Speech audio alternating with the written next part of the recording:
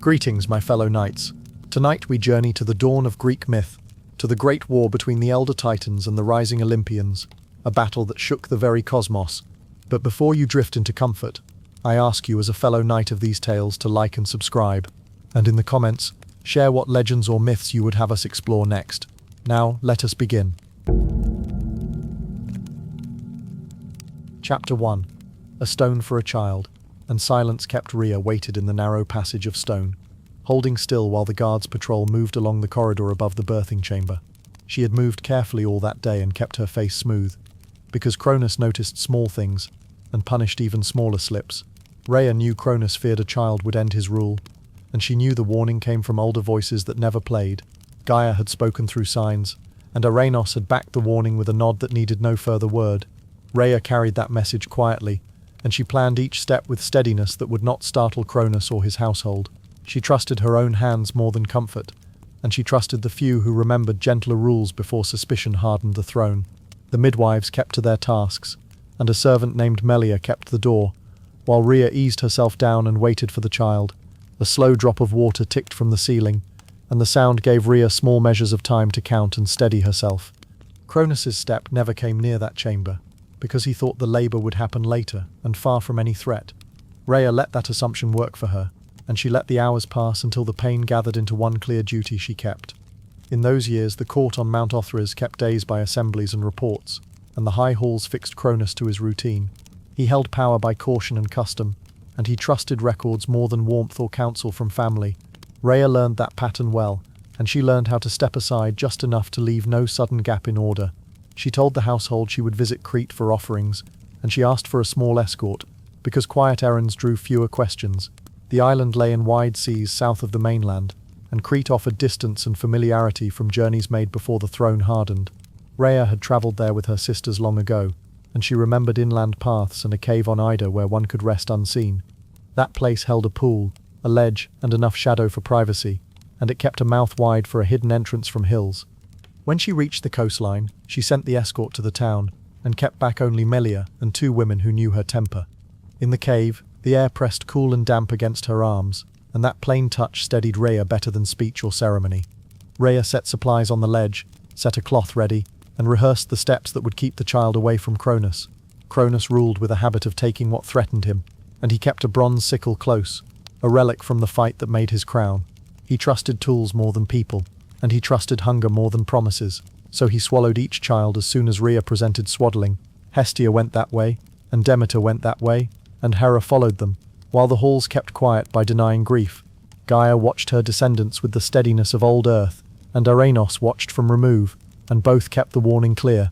Rhea took that warning as a rule for her hands, and she prepared a way that simply slipped past Cronus's heavy habit. Melia kept the names of helpers close, saying Amalthea grazed near Ida, and saying the Curates lived where cliffs cut the sky. Rhea weighed those names without haste, knowing people mattered more than sudden vows, and she chose them for steadiness rather than show. Cronus grew careful about footsteps and meals and arrivals, and he counted days with clerks, yet he still took gifts from Rhea without delay.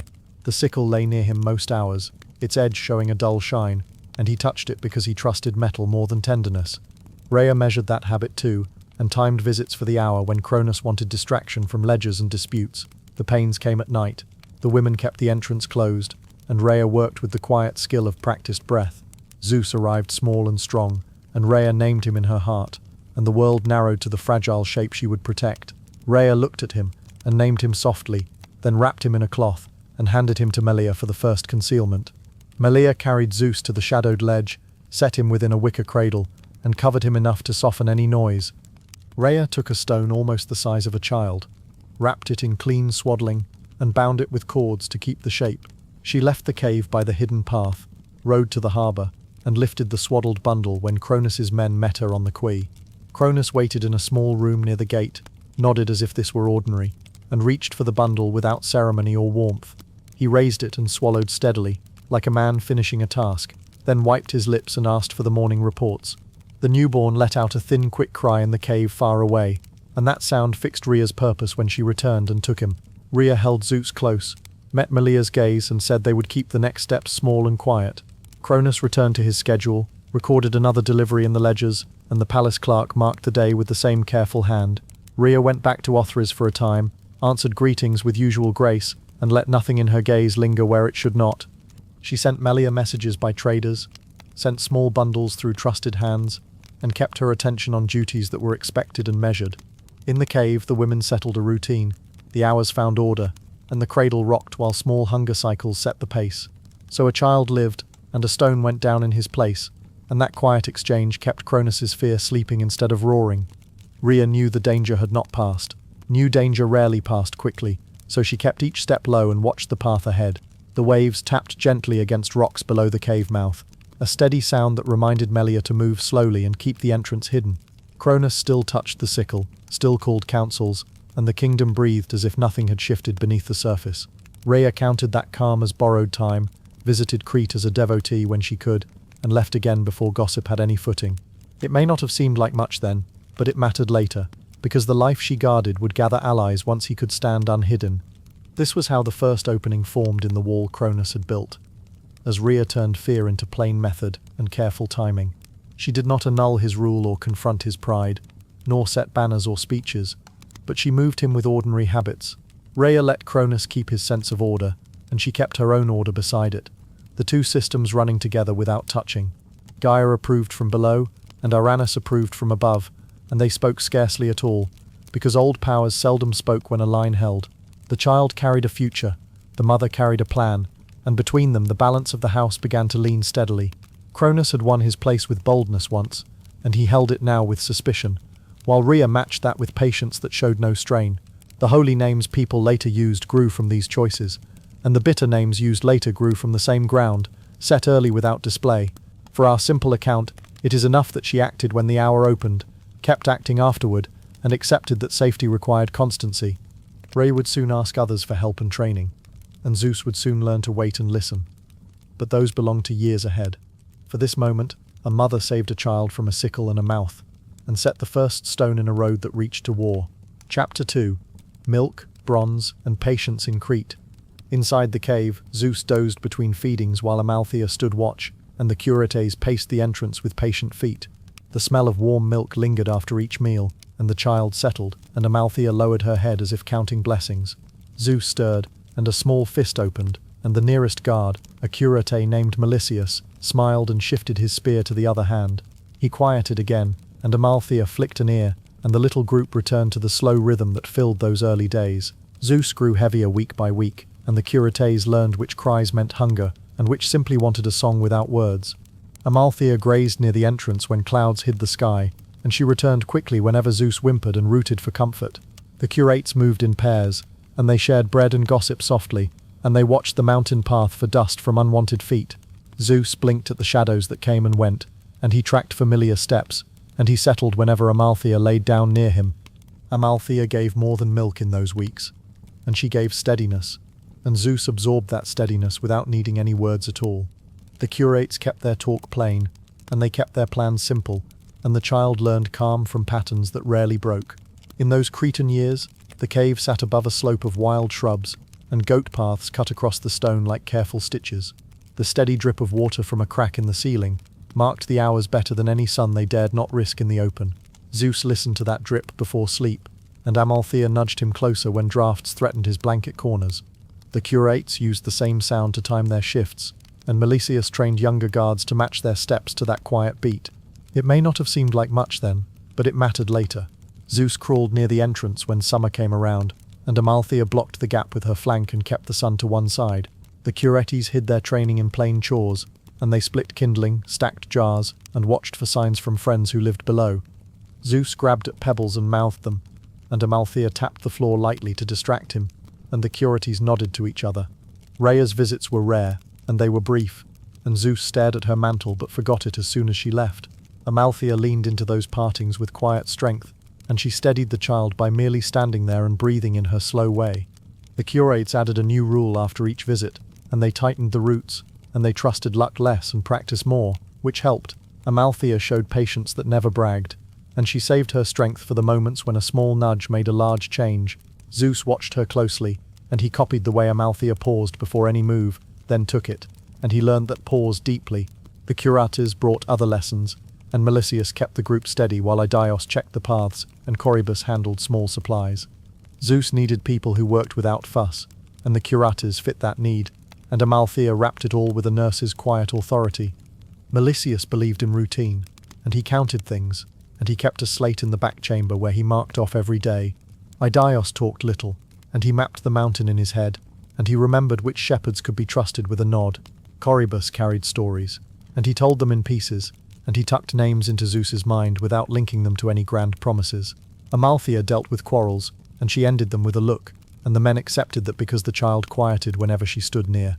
Zeus received all this as children do, and he took it in by routine rather than lecture, and he grew into it without noticing the change. The only sound that broke pattern was the scuff of bronze on stone when a guard slipped, and even that became part of the score. First came the day Zeus walked the length of the cave without tumbling, and Amalthea trotted beside him while the Curates watched in silence. Then came the habit of stepping only where Idios pointed, and Zeus learned to place his feet on firm stone rather than shifting grit. Amalthea taught him patience at mealtimes, and Zeus waited until the bowl came, then ate, and he left a little for her without being asked. The Curates added small signals, and they raised 2 fingers for stillness, 3 for retreat, and an open hand for company safe to greet.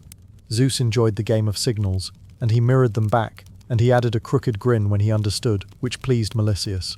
They practiced night moves, and Idios led them along the ridge, then down a gully, then back by another path they could walk half asleep. Amalthea stayed by the entrance on those nights, and she kept count in her head, and she waited until the last pair returned before settling. The Curates masked any sudden cry with the muted clatter of their shields, and that sound covered the little mistakes that came with growing. Zeus carried little tasks in his hands, and he brought pebbles from one spot to another, and he learned that doing small things built trust. They finished each practice with bread and a nod, and the day folded into itself, and the pattern strengthened something they meant to keep. The habits turned into character, and Zeus found he could wait, then decide, and Amalthea watched that skill flower without any need for praise. The Curates brought friends at the edges, and a beekeeper from the slope left comb in a jar, and a herder left a skin of water at dusk. Zeus learnt names by first name only, and he matched them with small favors, and he remembered who needed help moving a stubborn ewe. Amalthea liked the give and take, and she kept it fair, and she guided the boy to return help as cleanly as he received it. The taste of thyme honey stayed with him after one small feast, and he smiled the next time the jar appeared, and the gift became a trust. The Curates set aside a bag of tokens from such friends, and Melicius counted them, and Idios matched them to paths that could be asked again. Zeus held the bag one evening, and he weighed it, and he said a quiet thanks, which told Amalthea he understood what those ties meant. So in those quiet years, Amalthea kept him safe and patient, and the Curates made secrecy into routine, and the child turned routine into calm. He would need that calm later when faces gathered around him waited for words, and he would reach back to these simple moves and find his footing. The makers of these threads stayed modest, and they thought of tomorrow only as another watch, but their work reached farther than they guessed. Amalthea sensed that much, and she flicked an ear at the thought, and the Curates tightened a strap and let the day settle without fuss. In the end, the cave gave Zeus a shape that fit him, and Amalthea and the Curates gave him tested quiet rather than loud promise. He carried their pauses into later years, and he kept their signals in his pocket, and he measured rooms the way Idios once measured paths. Amalthea grew slower as he grew taller, and she still reached him, and Zeus leaned on her neck a moment longer each time before moving away. The Curates let him try more steps on his own, and Melicius watched with folded arms, and Corybus kept a joke ready and saved it if needed. The low glow of coals in the back chamber marked evening after evening, and the child counted on that light as a sign that plans held. He spoke less than people later remembered, and he listened more, and he only pushed when the ground under him felt as sound as the cave floor. Amalthea and the Curates approved of that, and they knew it meant their long watches had worked, and they accepted the cost without complaint. Crete held them close through those seasons, and its ridges drew lines that taught direction, and its small communities taught ways to keep a promise. When Zeus finally stepped beyond the hiding paths, he did so with a steady foot and a clear eye, and he looked back once to honor the years. That look ended the quiet chapter, and it closed with gratitude, and it let the next chapter begin from a place of calm that would carry far. Chapter 3. Metis's draft and the first reunion cups lay ready on the low table when Zeus walked into Cronus's hall, wearing a plain cloak and a servant's belt. He had come with a purpose, and he kept his shoulders level so no impatience showed while the older god joked with attendants. Cronus leaned back on the high seat and waved for more wine, and Zeus nodded like a practiced bearer who had no other thought. Metis had counselled this quiet entry, and Zeus held to her plan because a small window opens more easily when hands move steadily. The hall had its patterns of watching eyes, so Zeus accepted their glances and gave them nothing to notice beyond even steps. He placed a pitcher near Cronus and waited for the space that comes when a host thinks more about his story than the cup. Cronus spoke of storms and old victories, and Zeus gave soft answers that neither agreed nor argued, letting the minutes pass without strain. When the attendants drifted toward the doors, Zeus moved closer, and Cronus did not mind because he liked a refill made without fuss. The son kept his tongue plain and the lines of his face steady, and the father kept his guard down because the day seemed settled. At that table, with no clang of arms or shouts of warning, a small plan took shape and began to reach across the room. It was a late evening in the high hall of Mount Othrys, an hour when hosts loosened and servants moved with unhurried habits. Zeus had mixed a draught earlier in a side room, measured by the hand of Metis, who knew herbs as others knew sums. Metis showed Zeus the sharp roots to clean, the seeds to grind, and the patient count of drops to set them working. The mixture carried a bitter smell that clung to the cup, and Zeus covered the rim to keep the work discreet while he moved. He had waited for a day when Cronus trusted the room and wanted drink more than counsel, and that evening arrived without effort. The plan rested on the keeper of time loving his cup, which he did, and on his pride, which did the rest. Zeus kept his hands calm and his eyes ordinary, and Metis kept her distance, because two figures invite notice when one will do. Cronus enjoyed a bearer who spoke little, so Zeus gave him that silence and made the slow approach feel natural to everyone watching. The herbs did not look like power, but Metis had said they would do their work, and Zeus respected sober knowledge when it appeared. It may not have seemed like much then, but it mattered later, because a quiet start often anchors the larger turn that follows. Metis stood at the edge of things, a counselor who favoured clear steps and the long view over showy force or easy boasts. Zeus trusted Metis because she paired courage with care, and the young god had learned how far such pairing carried a plan. Cronus sat at the centre, broad-shouldered and sure, a father who believed swallowing had ended every danger his house could produce. Rhea had been the one to hide the last child, and Rhea waited beyond the walls now, holding her breath for a change in fortune. Inside Cronus, the swallowed lived, and their names would matter soon, because family makes shape even when it moves unseen through a long season. Hestia had gone first into the dark, and Hestia held to steadiness, as hearthkeepers do, while time stretched harder than it should. Demeter followed with patient care, and Demeter kept count of loss with a tough spirit, storing comfort for a day she hoped would come. Hera stayed proud within the tight place, and Hera measured wrongs carefully, setting her jaw in the quiet way that marks endurance. Hades and Poseidon waited too, and each made their place inside that holding, with Hades saving his sharpness, and Poseidon saving his wide reach. Zeus held all these names close while he poured, and Metis kept them in mind as well, because naming steadied purpose more than any shout. Zeus lifted the cup at the right moment and offered it with a small tilt, and Cronus took it as if nothing unusual could happen. The father drank deep, because the day had been long, and the mix that Metis designed slid down his throat with practiced ease. For a beat the room stayed easy, and Zeus stood still. And then the draught began its task inside the one who had ruled. A sour heat burned his throat and belly, and Cronus coughed once, then twice, and his hand gripped the arm of the high seat. Zeus held the pitcher as if to help, and Cronus waved him nearer, and the attendants stirred, uncertain whether to run or remain. The first thing to come was the stone wrapped in cloth, the same decoy Rhea had offered, now heavy again in the room. The second to come was a child grown, and then another, for the keeping had not erased them, and their life pushed forward hard. Hestia stood, then Demeter, and soon Hera, and after them Hades and Poseidon, each arriving like a held breath finally released. Rhea stepped from the doorway then, because a mother knows when to move, and Cronus stared with a shock that broke his easy face. Zeus kept the space clear, and gave each one a shoulder or an arm as needed, and Metis kept the doorways free for their feet.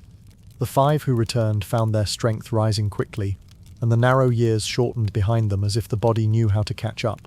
Hestia set her stance and breathed, and Demeter touched Rhea's hand, and Hera met Zeus's eyes with a firm nod that needed no words. Hades tested his balance with a small step, and Poseidon rolled his shoulders once, both gathering themselves with the economy that hard times teach.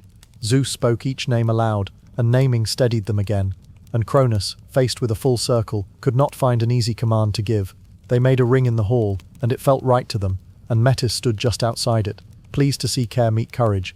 A draft slid through the doorway and brought cool air to their faces, and that light touch seemed to mark the end of a closing. Rhea looked from child to child, and Rhea smiled, and even Cronus understood that the shape of the house had changed more than he liked. So Zeus poured the draught, Cronus drank, and the swallowed returned, and the room changed, which is the small recap that fits this moment. Zeus kept his tone careful, and he set out plain tasks, because they would need order now, and the first orders mattered more than show. They would climb a ridge soon and set their oaths in a clearer air, but for this hour they stayed where they were and held steady. What happened in that hall showed how clear minds could loosen old knots, and Metis and Zeus and the others each carried a part. Cronus had used swallowing to keep the world small and safe for himself, yet the cup taught him that held things look for release. Zeus did not win a war that night, and he knew it, but he set the ground for one by making a family stand together. Hestia, Demeter, and Hera stood now beside Zeus, and Hades and Poseidon stood beside them, and Rhea stood near enough to steady them all. Metis stayed quiet, and Zeus noticed that quiet, because plans that last do not ask for loud moments to prove they worked.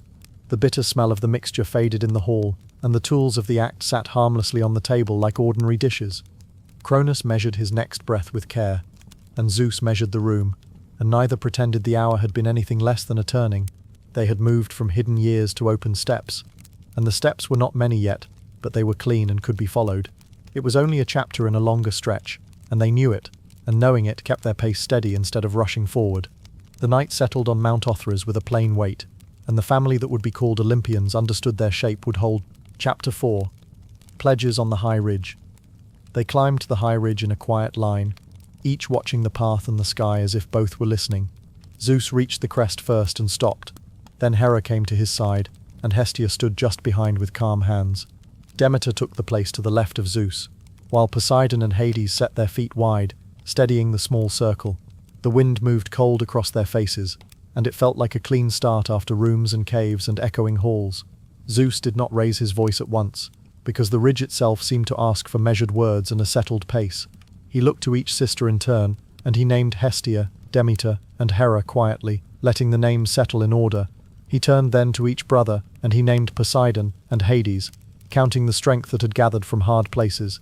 Metis stood a little apart and watched, and she carried the careful calm of someone who had weighed plans for years. They had come to make their bond plain, and they had come to decide who would steady the rest through the coming strain. No one forgot Cronus in that moment. Yet they let his shadow wait while they made the ground of their own standing. In those days just after the Great Release, when steps still felt new beside one another, the ridge gave them room and view. The stones lay flat enough for a meeting, and the drops between cliffs gave their gathering a proper caution without crowding them. The smell of resin hung thin in the air, carried by a steady drift that moved between rock and tree without hurry. Zeus asked that their words be few until the first oath, and Hera agreed, allowing the simple order to settle everyone. Hestia placed a small stone cup at the center, and Demeter laid a handful of barley beside it as a sign. Poseidon traced a short line on the ground to mark the north, and Hades nodded once to show he understood the plan. Metis pointed out 2 places for watchfires at night, and she made note of who among them would take first turns. They kept their talk low and steady, and they gave attention to small steps that would let them stand together without stumbling. Zeus spoke last in that round, and he said that the ridge would hold their first oath and their first shared duty. It may not have seemed like much then, but a place chosen calmly often shaped how people moved through hard years. Zeus sat straight and listened, and he asked each sibling to speak clearly about strengths they trusted and tasks they could sustain. Hera answered that she would keep order among their households and allies, and she would judge disputes before they became reasons for breaking ranks. Hestia said she would tend the hearths of the camp, and she would see that returning bands found food and a place to rest. Demeter offered to gather stores from friendly valleys and to manage routes for grain, and she promised careful measure so nothing was wasted. Poseidon named river mouths, coves and marsh edges he knew, and he said he would guide movements along the coasts and protect supply boats. Hades spoke about hollow ways and deep roads that cut through stone, and he said he would watch those paths and keep counts. Metis reminded them that planning and patience would hold equal weight with strength, and she asked that her counsel be heard at fixed times. Zeus agreed with each statement in turn, and he repeated the names Hera, Hestia, Demeter, Poseidon, and Hades, so the promises sat plainly beside them. He added that leadership would not mean louder orders, and he said it would mean keeping the whole picture in view and giving steadier timing. The others accepted that, and they told Zeus that he would call councils, assign watchers, and decide when to seek talk or turn to force. After the tasks were named, Zeus stood and lifted his hand. Then Hera and Hestia stood with him, and Demeter followed at once. Poseidon and Hades rose next, and Metis remained seated as witness, for her counsel had brought them together and steadied the shape of the choice. Zeus spoke simple words about mutual aid, and he said no one among them would cut a separate bargain with Cronus or weaken another's hand for advantage. Hera added that quarrels would be brought to hearing before her, and that judgment would be accepted as binding, so splinters did not become breaks. Hestia promised to keep a fire always ready at the camp, and she promised food along the paths, so weary bands could return whole. Demeter swore to keep their stores counted and fair, and to share harvest from friendly ground, so no band fought short or uncertain. Poseidon pledged to watch the coasts and guide crossings, and he pledged to shake no earth unless council approved, for balance mattered more than display. Hades pledged to mark names and keep count of losses, and he pledged to guard the quiet ways, so messages and people arrived unseen. They all invoked the name of the Styx as witness, and they spoke the old promise that breaking such a pledge brought long-lasting trouble. At the end, Zeus accepted the role of coordinator, and he said he would convene councils, set the pace, and carry blame if plans failed. With oaths made and roles agreed, the ridge became a camp, and Zeus told Hera and Hestia to set the first day's simple schedule. Demeter sent 2 small bands to mark gathering places in nearby valleys, and she counted what could be brought up the paths without strain. Poseidon chose a lookout, who knew hills and crossings, and that watcher kept notes on the movements of birds and herds for signs of trouble. Hades walked the slope trails to the south and west, and he spoke with quiet guides who led traders through ridges, and he memorized their turns. Metis wrote a list of signal patterns and meeting times, and she gave Zeus a plain set of questions to use at every council. The low ring of hammer-on bronze began near the spring, as 2 helpers shaped fittings for shields and joined straps so they held. So they met on the ridge and swore, and they set their camp and named Zeus coordinator, turning fear into a plan they could carry. Hera called the first roll before night, and Hestia measured out portions, and Demeter marked stores for 3 days while Poseidon checked the outer path. Hades returned at dusk with word of a broken bridge to the northeast, and Zeus noted it quietly, and Metis redrew a line on her slate. Soon messages would pass beyond these hills, and soon Cronus would answer from Othrys, but that next wait would arrive in its season. That day on the ridge mattered not because of noise or show, but because brothers and sisters found a working shape and stayed within it. Zeus took on a role that asked for patience, and he learned to hold back the first impulse, then choose steady timing and simple directions. Hera accepted the quiet work of balance, and she made sure that decisions did not fray ties, because frayed ties broke faster than lines on maps. Hestia gave them the habit of returning and finding order, and that habit kept fear from spreading when news came late or plans had to change. Demeter showed how foresight fed courage, and by keeping stores measured, she let bands leave with clear heads, without bargaining against later hunger. Poseidon learned to hold back his show of force until the ground and sea could carry it, and he stood witness that timing made strength. Hades became the keeper of names and passages, and he reminded them that steadiness in counting and reporting was a kind of care for their own. Metis kept the questions ready, and she met with Zeus at dusk, and together they revised the small steps without stirring the larger purpose. From that ridge they came down each day and returned each evening, and the rhythm held them, even while news from beyond grew more troubling. It was a beginning that did not shout, and it was enough to carry them toward the first open moves against Othrys soon ahead. Chapter 5. Cronus sets the line on Othrys. At the steep shoulder of Mount Othrys, Cronus raised a plain shield and held it long enough for every watchman to see. He had heard that Zeus had taken Olympus and sworn the siblings together, and he decided the old house would not wait quietly. Cronus called to Iapetus and to Hyperion, then to Coeus and to Atlas, and he spoke in short, practiced phrases they all understood. He told them there would be no parley carried uphill, and he made it clear that any messenger bearing soft words would be turned aside. Atlas received a signal to draw the shield line across the upper gullies, while Iapetus gathered his sons and measured steps to the passes. Hyperion walked the crest with Cronus and counted the days aloud, and Coeus traced where questions might become trouble and where rest would suffice. A small deputation from the north slope approached with open hands, and Cronus sent them back with a nod that closed every door. He had ruled by swallowing surprises for a long time, and he preferred firm ground under his feet and steady edges in his plans. Cronus named stewards for stores, named wardens for the forges, and told the young ones that patience would be more useful than boastful speed. He understood that Zeus would test his lines soon, so he set the first turns of the great struggle by choosing order over talk. In those first days under Othras, before the heavy snows, the Titans spread their camp across the broken shelves of rock and thorn. Cronus placed the main hall under a long overhang and set markers down the ridges so runners could pass messages without losing their way. Iapetus measured the distance to the river plain, while Hyperion timed the length of daylight, and Cronus marked where fog liked to settle. Atlas stacked spare shields against a natural wall and checked the lashings twice, and he showed the younger ones how to carry weight without strain. The smell of pine resin from small cooking fires drifted along the ledges and settled in the dusk like a familiar workday. Below them the valleys lay quiet, and above them the peaks held their stiff silence. And Cronus felt the old habit of command return. He moved lightly for his size, and he kept his words measured, and he made sure eyes followed him before he gave final orders. Cophus brought rough maps scratched into clay, and Hyperion corrected lines where the sun would hinder or help, and Cronus nodded and set watchers. Iapetus sent pairs of steady walkers to count steps between cairns, and they reported back in the same evening, and no one strayed from routine. It looked ordinary, and that steadied them, because a place grows kinder when good hands know their tasks and keep them in reach.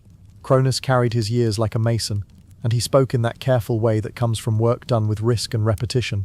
Iapetus stood near him as a fixer of hinges stood near a door, spare with praise, quick with a check, and slower to anger than most. Hyperion kept his gaze on the moving light, and he counted dawns and dusks, and he said which slopes would blind or reveal a column.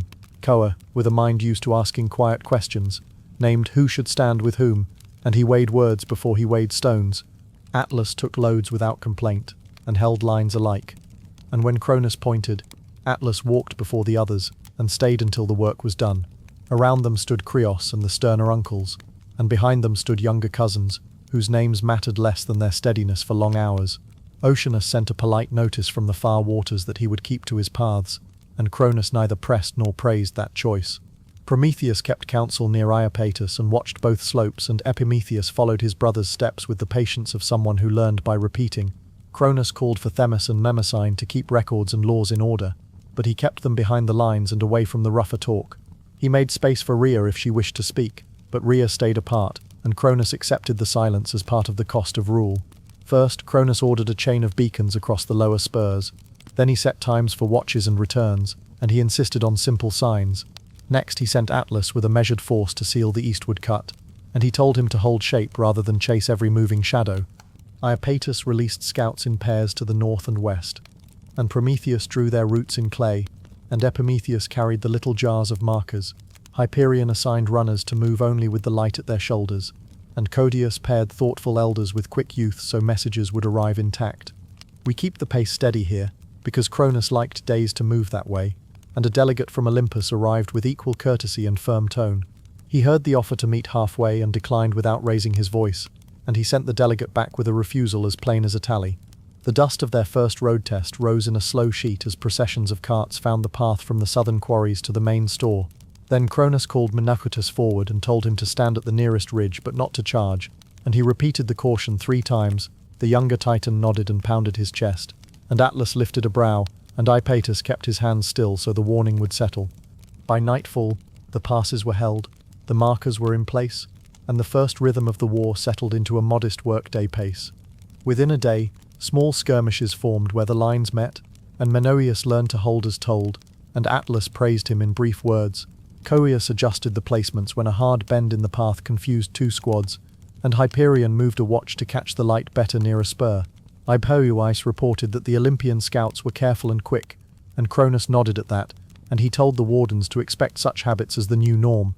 The quick-tongued messengers of later years had not yet been born, and news crossed the ridges by breath and memory rather than by crafted speed.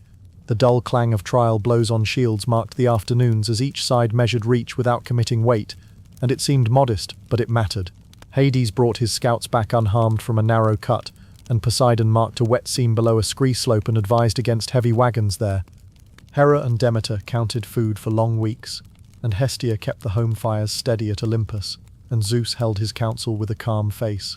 Cronus heard of that calm from a returned runner, and he compared it with his own calm, and he decided that steadiness would be the ground for both.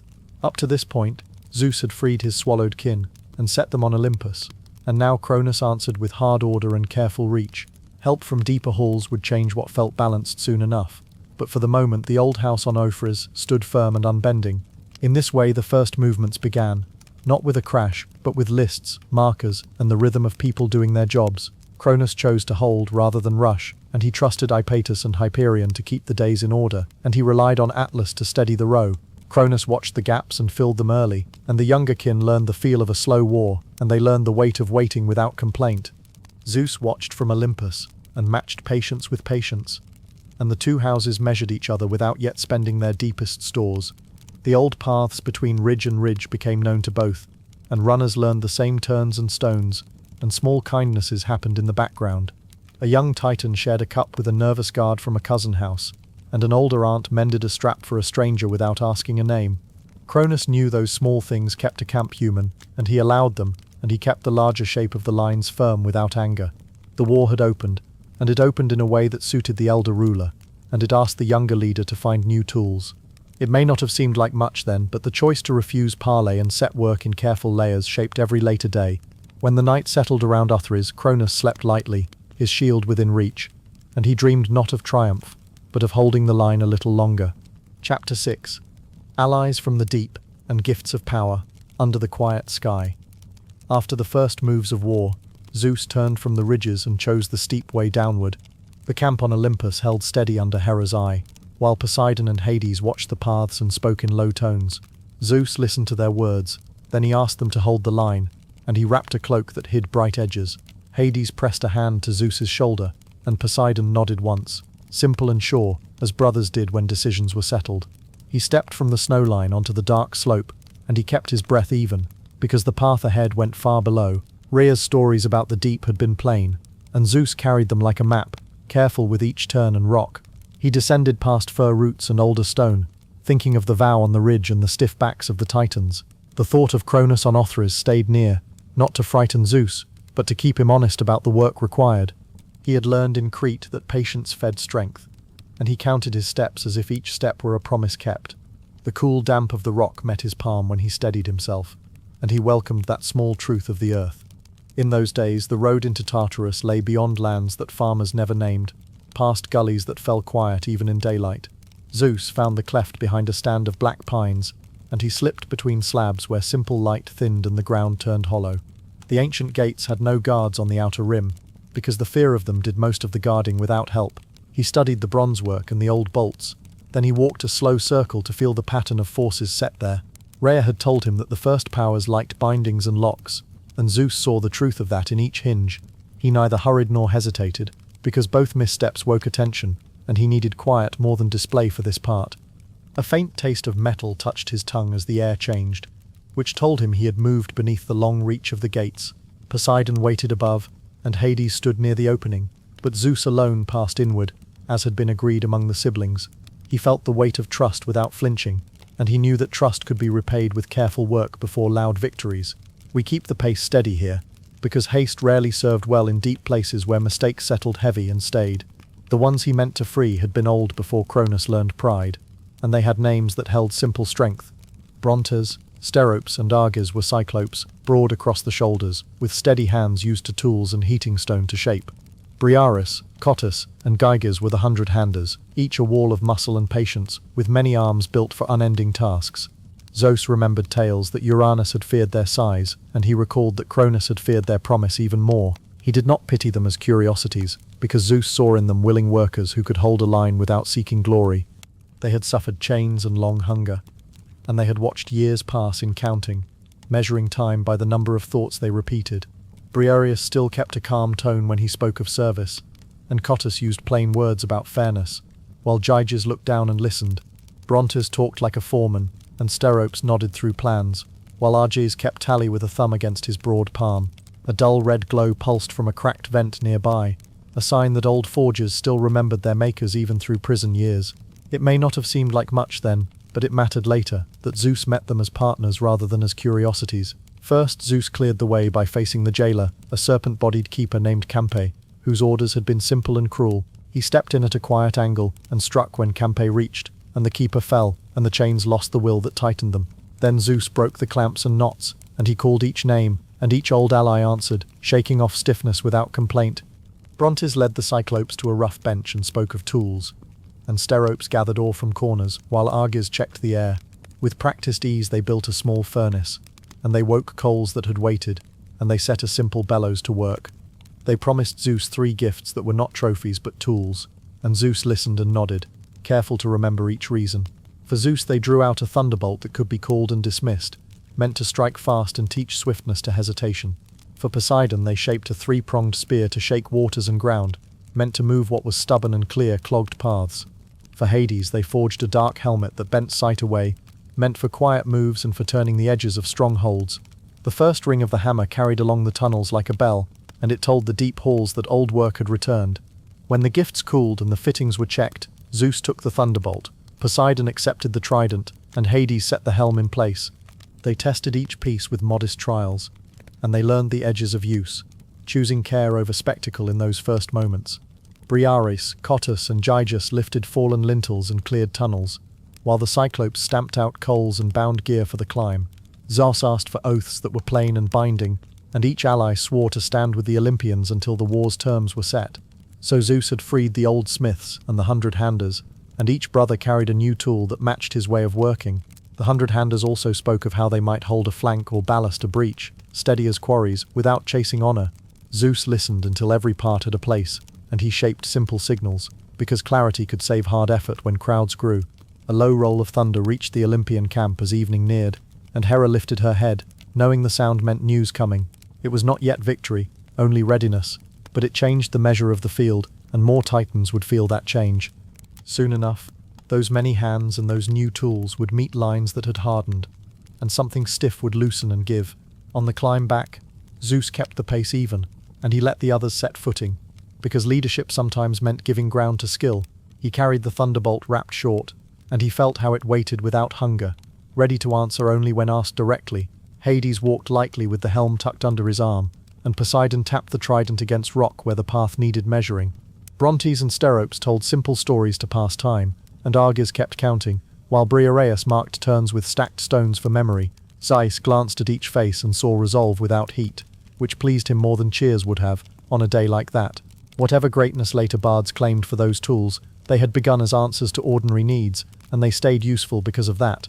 The war still waited above with its lines and maps, but this part had removed a weight and added a steadying hand. We return to the main thread, with the simple truth that allies and clear tools can turn fear into workable plans, if tended. A thin breeze moved along the ridge when they reached light again, and the breath of it felt clean after the stale depths.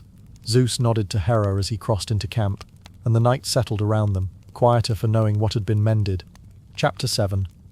Winters of balance and routine. Snow lay along the ridges when the 7th winter of the war slipped in, and both camps settled into the same careful routines. Zeus watched the clouds from Olympus and measured his thunder, while Cronus tightened belts on Othrys and checked his captains by name. Hera kept the tents in order and the messengers on time, and Atlas walked the outer slopes counting patrol steps against the dark. Across the low valleys, Poseidon straightened pickets near the streams, and Hyperion raised more signal posts on the Titan side to steady his men. Hades checked the ambush routes under his helm, and Coeus mapped likely paths in his head, each of them nursing a guarded patience. Demeter kept grain dry in the caves and moved it carefully, while Iapetus made sure spears and straps were counted to the last handful. Hestia kept the hearth at the ridge camp, and the Cyclopes worked without pause far below, keeping iron and bronze in rhythm. It was steady going, as if the war had learned a pace and stuck to it despite the spikes and dips across the months. Zeus listened to older voices at night, and kept the thunder close, and Cronus studied the younger faces, and kept his counsel firm. So the two sides breathed in, breathed out, and marked another season with no ground taken for long, and no will broken for good. In those years the fighting shifted with the seasons, from the Thessalian plain to the bends of the Peneus, and then east toward the capes. Zeus used the high ground whenever he could, and Cronus pulled him down when the ground favored weight and marching lines without slack. Poseidon liked the marsh margins and the pebble beds, while Hyperion preferred open stretches where sunlight made his men straighten by habit. Hades stayed near the deeper gullies and the older stones, and Coeus looked to river crossings where order could be forced on the lanes. Hera moved between sections with a list in hand, and Iapetus made a point of sending runners in pairs, so news came cleanly. Demeter learned which farmers would lend carts and oxen quietly, and Atlas learned which defiles took carts quickly if wheels were greased by night. Rhea stayed out of sight but sent discreet word of safe shelters, and Metis sent few notes brief and cool with careful names. The clang of bronze rolled across the hills on clear days, and on foggy mornings the two sides sometimes drew close without knowing. Zeus kept scouts on the ridges, and Cronus placed watchers in the olive groves, and mistakes were rare once the routine set in. So the land itself learned the weight of their footsteps, and the routes wore thin, and the markers grew familiar to everyone involved. Zeus held his siblings close, and learned to listen as much as to speak, because the war answered better to shared sense than to orders alone. Hera read the faces of the younger gods, and named the steady ones again and again, which gave the line a quiet spine. Poseidon joined with Hades to spring traps in low ground, and Hades accepted the timing when Poseidon signaled, which kept tempers even among the brothers. Demeter organized supplies while Hestia kept the rest places tidy, and the two of them set the rhythm that held the edge off the nights. Cronus relied on Atlas to keep the marches aligned, and Cronus used Hyperion to raise confidence when men flagged, which worked often enough to matter. Iapetus built squads that moved like hinges, and Coeus arranged signals that cut down waste, which gave the Titans a clean sharpness in the field. The Cyclopes stayed at the mountain bases, and they turned out steady mail and fixed dents while the dull glow of forge mouths marked their hours. The Hecaton-sharers did not step into the open fights yet, and Zeus agreed with them because the ground still suited smaller moves. Briareus trained his throws beyond the far ridge, and Cottus moved boulders to build simple walls, while Gaius kept watch on stores and paths. It may not have seemed like much then, but it mattered later because those quiet tasks held the bones of bigger changes still to come.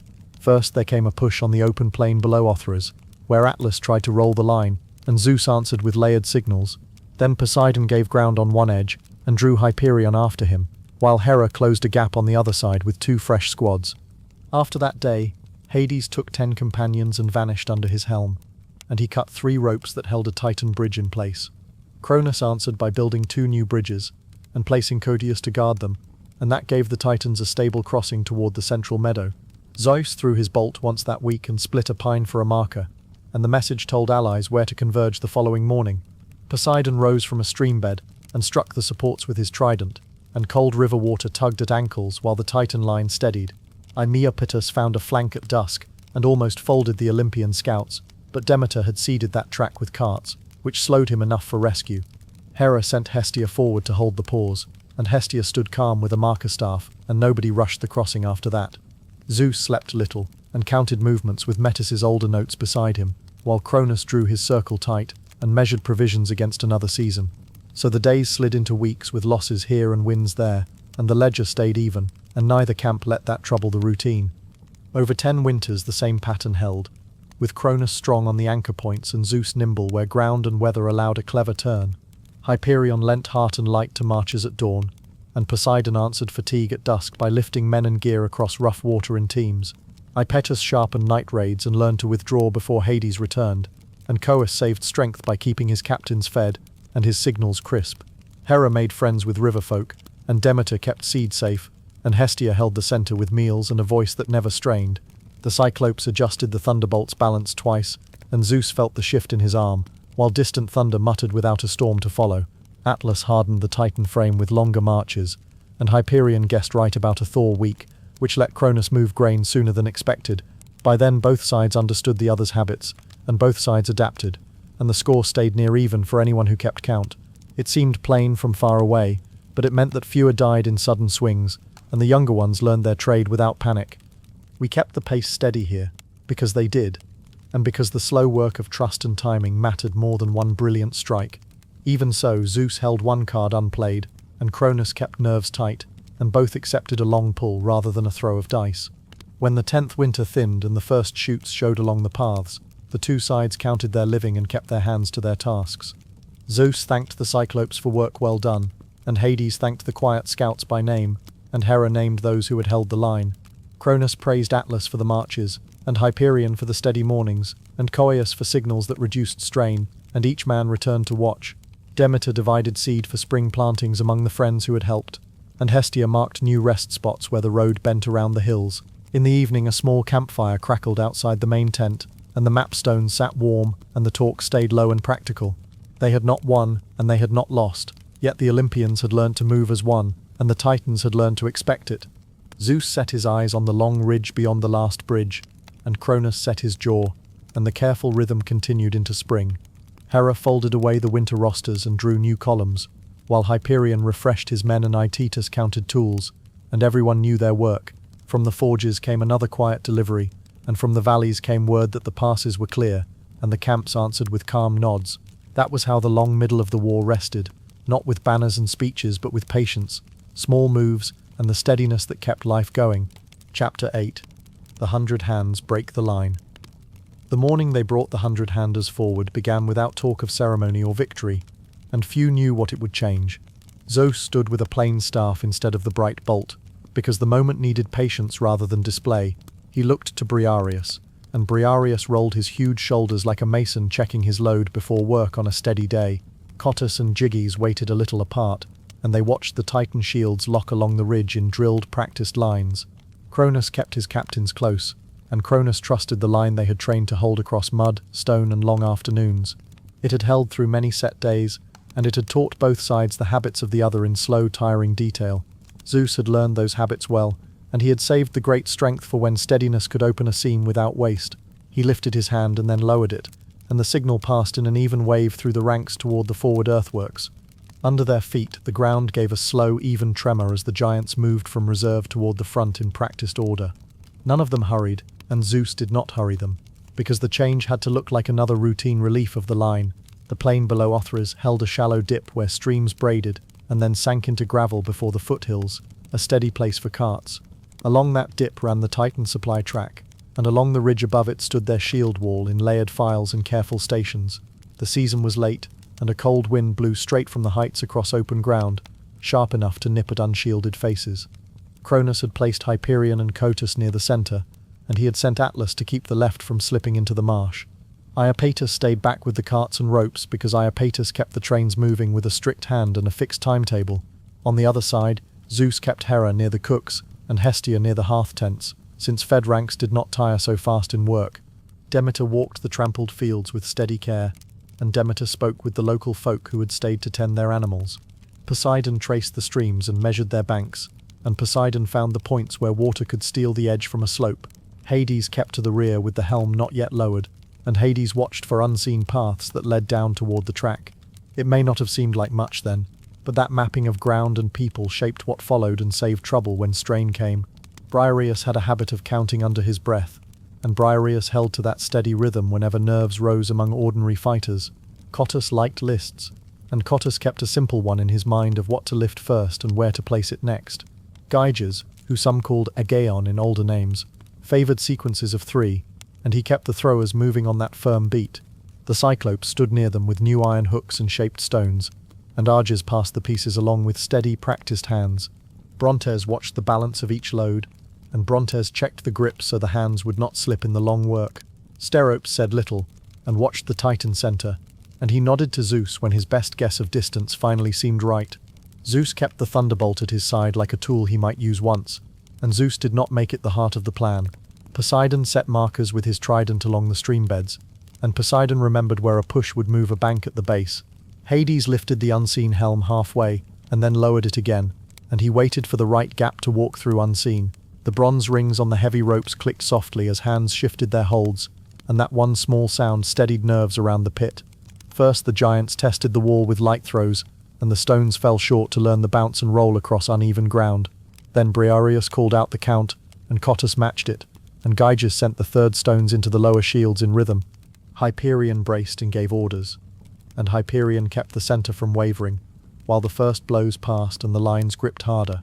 Zeus watched how the shields shifted, and he nodded when the left edge began to carry more of the strain than it could bear.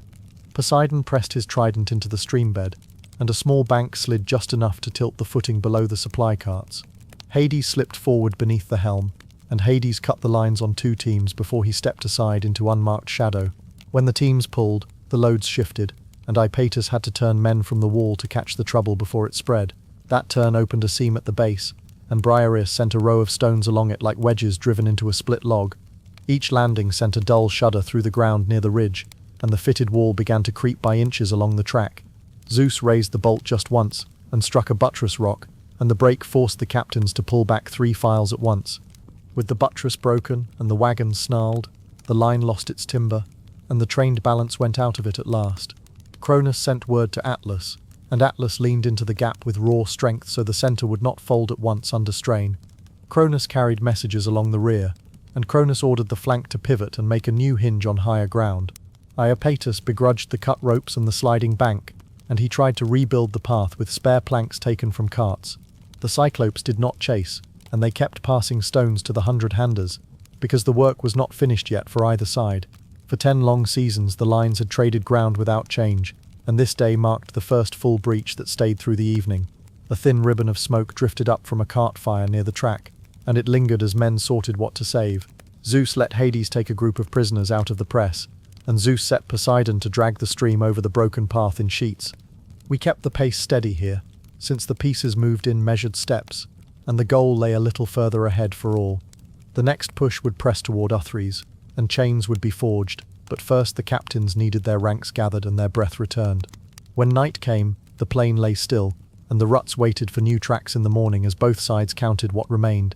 Briareus sat with his brothers a short way from the stones, and Briareus counted backward until his pulse slowed to a steady beat. Cottus laid his list aside, and Cottus thought of the simple rule of wait and rest he had learned long ago. Gyges checked the shaped hooks by number, and he smiled at how ordinary tools had held their place in a vast quarrel. Zeus met with Hera and Hestia away from the crowd, and he thanked them for keeping the camp in good order without complaint. Poseidon went to the streams and smoothed the rips he had pulled, and he promised the banks he would set them right later. Hades removed the helm and wrapped it in cloth, and he looked back once toward the path he had cut during the day. Cronus gathered what remained of his wall, and Cronus spoke to Atlas and the others about the next hill and the next hold. A soft hush settled over the field like a lid on a pot, and it held through the long hours until dawn began behind the peaks. The day had not ended the war, but it had turned it, and the turning came from patient, heavy hands put to simple, careful work. Chapter 9. The day Mount Othres yielded, and the chains were set. They reached the lower skirts of Othres, as the last Titan detachments slipped behind the walls, and the mountain's gullies fell suddenly quiet.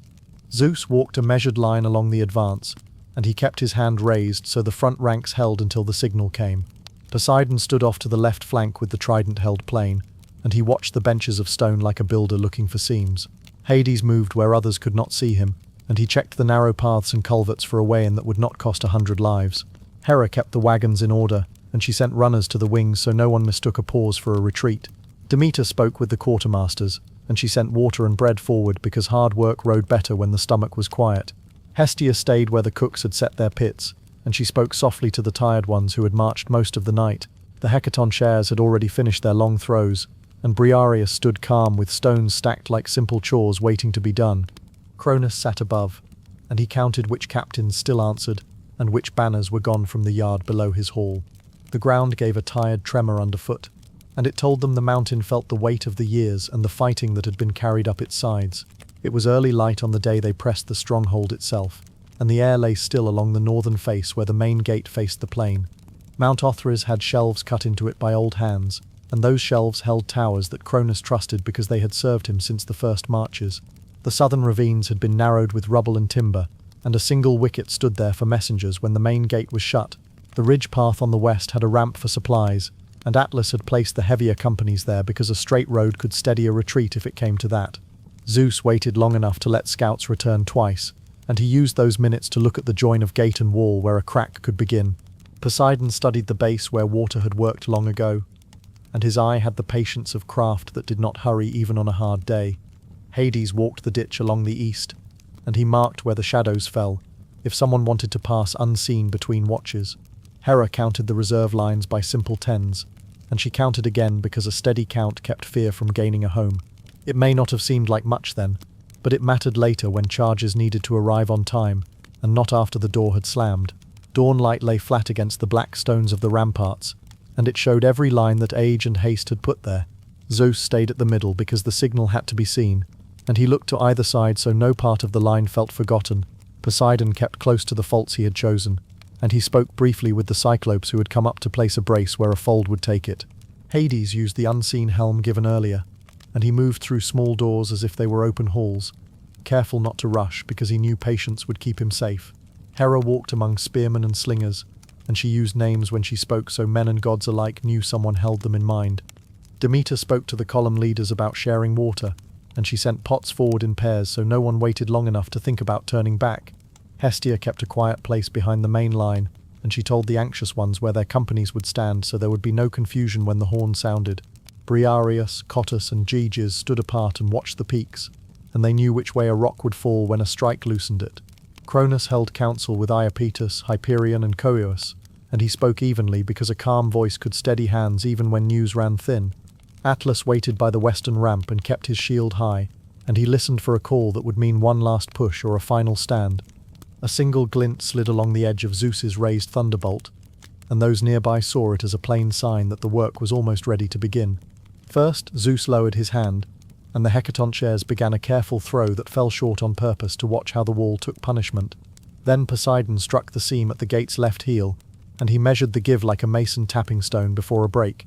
Hades slipped into a postern that two hurried guards had left loosely barred, and he walked past them without a sound to tie off the chain that lifted the inner grate. Hera sent the left wing forward 3 paces and no more, and she held them there so the titans on the wall would lean to one side and thin the center. Zeus directed a second throw at the top coping stones, and the next fall shook the parapet just enough that the defenders lost their rhythm with the slings. Poseidon drove the trident down again at the same place, and the hinge pins snapped so neatly that the gate leaned in like a tired door at day's end. Hades lifted the inner catch and eased the bar off its saddle, and he left it resting harmless on the floor where a foot would not slip and scatter the plan. Hera raised her staff and sent the center forward at a steady walk, and she warned the eager ones to hold their stride until the opening showed. Cronus came onto the steps with the sickle lifted, and he called Hyperion and Cottus to brace the breach while Iapetus gathered the men who still had breath. The gate gave a single cracking sound, and then the leaf swung inward enough that Zeus stepped through with the thunder held ready but not yet thrown. Inside the yard, the last hard fighting came in tight corners, and it ended sooner than either side would have guessed after so long a war. Zeus took Cronus's arm at the elbow where the grip cost less than a strike, and he held him while Hera spoke the terms they had always kept ready.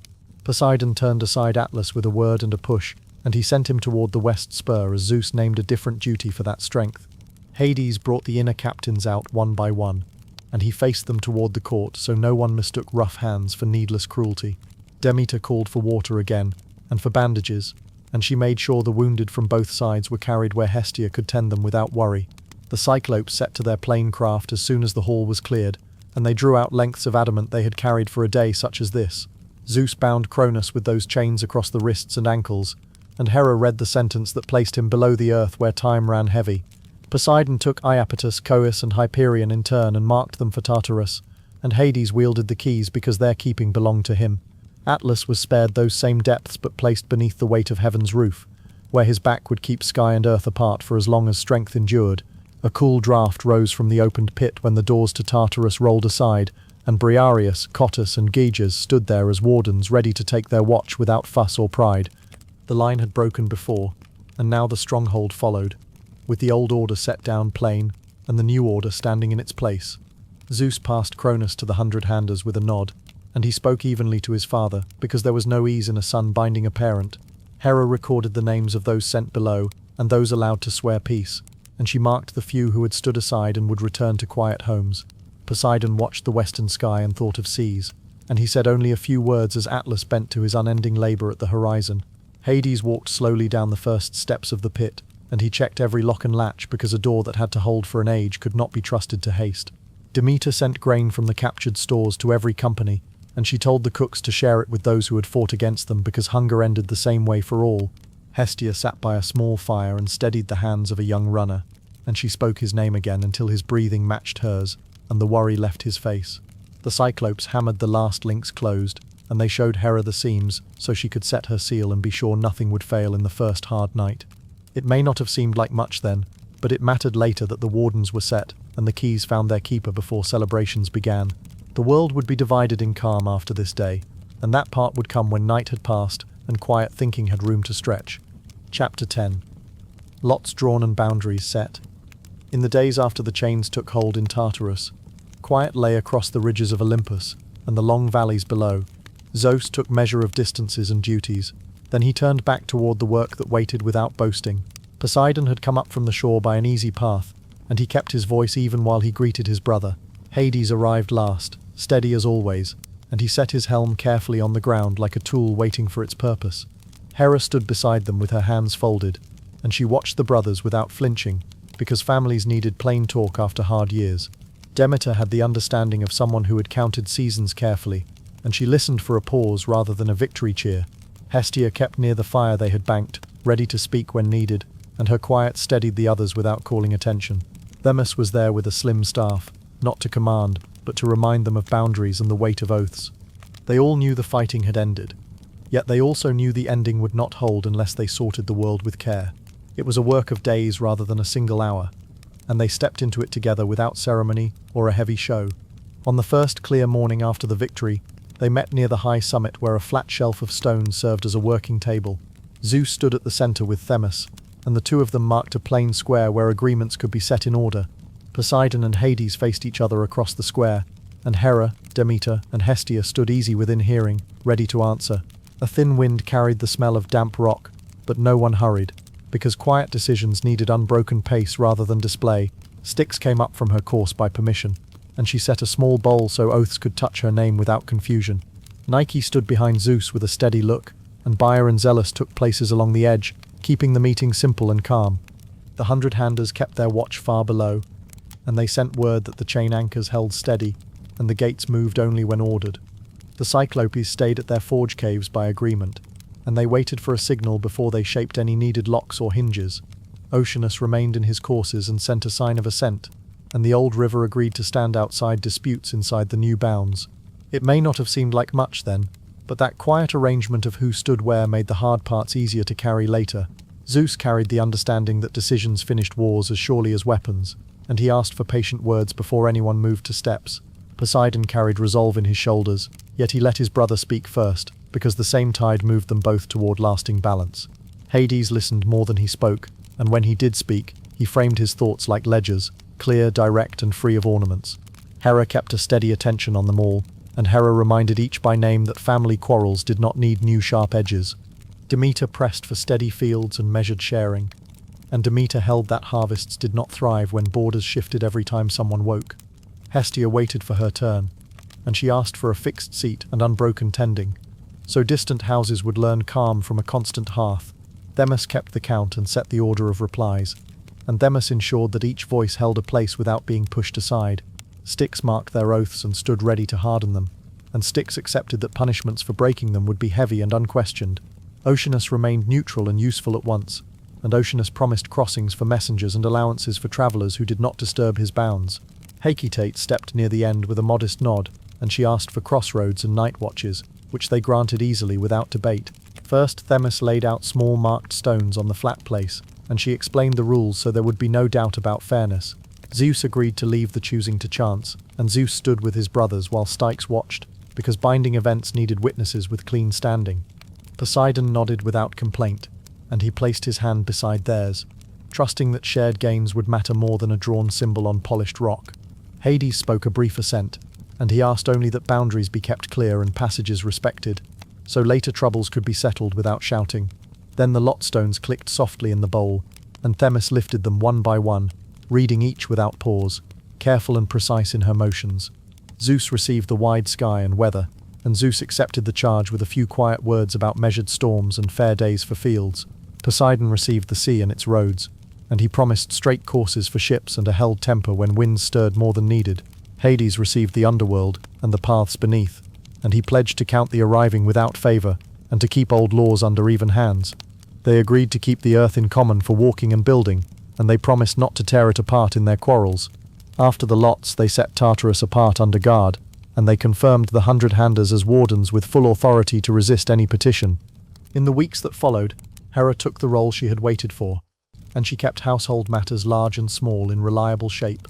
Zeus called councils without delay, and he set a rhythm of listening first and speaking later, which made the new order feel like shared work. Poseidon walked the shorelines and sounded their edges, and he taught the older sea lords how to treat harbour towns with measured restraint. Hades mapped the passes below and settled with the older judges, and he arranged that graves above would stand undisturbed when names were spoken. Demeter visited the field step by step, and she asked for markers that would hold, so sowing and reaping would not end in disputes. Hestia lit the first steady hearth on Olympus, and shared the flame to kin, and she asked only that it never be neglected. The sound of oars grew even along the coasts, and traders learned that fair dealing would go farther now than bold boasting ever had. So the lots were drawn, the oaths bound, and the guardians posted, and the family held the line they had agreed without wavering. It may not have seemed noteworthy to anyone far away, but the habit of meeting calmly brought troubles down before they rose too high. There would be new children, new houses, and fresh quarrels in their season, yet this plain settlement left room to handle them without breaking. In the end, the war folded into steady routines, and people could point to clear lines and say who answered for which piece. Zeus kept the sky and the meetings, and he learned that a strong hand worked best when it waited before it closed. Poseidon kept his roads and his tempers, and he came to understand that peace at sea carried more weight than loud splashes near the shore. Hades kept the passages he had pledged, and he made the lower ways into places of measure where names were counted without fear. Hera watched the household grow, and Hera kept the place of agreements, never letting a promise slide just because time moved forward around it. Demeter set the rhythm of planting and reaping, and Demeter taught patience again, which was a lesson often learned and often forgotten. Hestia kept the unbroken seat by the flame, and the small warmth that spread from the hearth told the others when they had come home. The 100-handers stayed at their posts without complaint, and their watch kept Tartarus from turning back into a door that anyone could test. Themis and Styx remained near at need, and with their presence the old habits of oath and fairness stayed more useful than any sharpened spear. So the Titanomachy closed not only with chains, but with choices kept, and that was how the tale landed and stayed quiet afterward.